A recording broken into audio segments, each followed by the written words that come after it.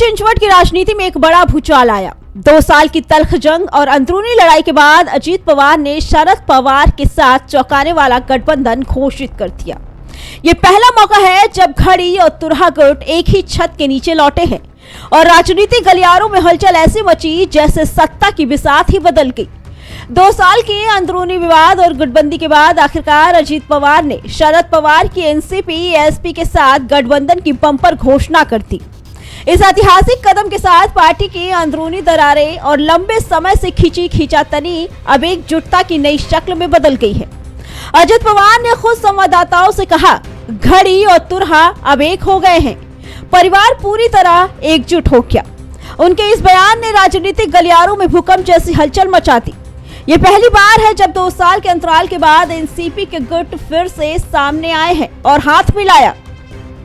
15 जनवरी को होने वाले मतदान से पहले ये गठबंधन न केवल पार्टी के आंतरिक समीकरण बदलते हैं बल्कि विपक्ष के लिए भी एक सख्त चुनौती पेश करता है। राजनीतिक विश्लेषकों का कहना है कि ये गठबंधन सिर्फ लोकप्रियता बढ़ाने की चाल नहीं बल्कि सत्ता के खेल की जटिल रणनीति है। सियासी प्रतिक्रिया तेज हो गई है। विपक्षी दलों ने इसे चालाक और घातक राजनीति करार दिया है। कांग्रेस और शिवसेना जैसे दलों ने इसे भ्रष्टाचार और सत्ता की भूख के कारण बनाई गई चाल बताया, तो वही कुछ विश्लेषक इसे एनसीपी के अंदरूनी संतुलन बनाने और अगली बड़ी सत्ता की तैयारी के रूप में देख रहे हैं। देखिए, ये पिंपरी चिंचवड का तक सीमित मुद्दा है। पुणे में उनका अलायंस नहीं हो रहा है। मेरे हिसाब से पिंपरी चिंचवड में हो रहा है। अब जवाब उनको देना है ना। आप बीजेपी के साथ जा रहे हो, जवाब अजित पवार को देना है, बीजेपी को, उनके बॉस अमित शाह को।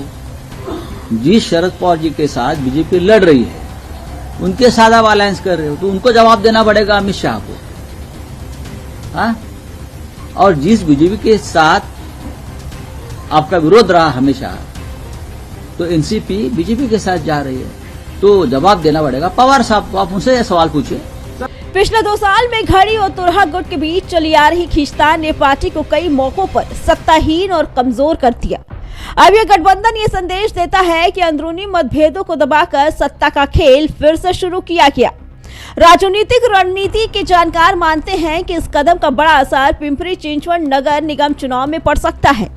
जनता और विरोधी दलों के लिए एक सट्टा और चुनौतीपूर्ण राजनीतिक खेल है। क्या ये गठबंधन सिर्फ चुनावी जीत के लिए है या फिर लंबी अवधि के लिए सत्ता का नया समीकरण रचने की कोशिश? ये सवाल अब हर राजनीतिक हलके में गूंज रहा है। अजित पिंपरी गठबंधन की ये रणनीति इस बात का भी संकेत देती है कि एनसीपी अब सत्ता के हर मोर्चे पर पूर्ण एकजुटता दिखाना चाहती है। इस कदम ने ये साफ कर दिया कि पार्टी अपने राजनीतिक विरोधियों को हल्के में नहीं लेने वाली। 15 जनवरी के मतदान तक इस गठबंधन की राजनीतिक गर्मी और प्रतिक्रियाएं लगातार बढ़ती रहेंगी। सवाल अब ये है कि क्या जनता इस सत्ता संघ के अचानक हुए नजारे को स्वीकार करेगी या चुनावी मैदान में ये राजनीतिक भूकंप खुद ही अपने आप को तोड़ देगा? राजनीतिक गलियारों में अब बस यही चर्चा है। घड़ी और तुरहा अब एक है, लेकिन क्या जनता इस मिलन को भी अपनाएगी या विरोध की आग तेज होगी? Bureau report, prime TV.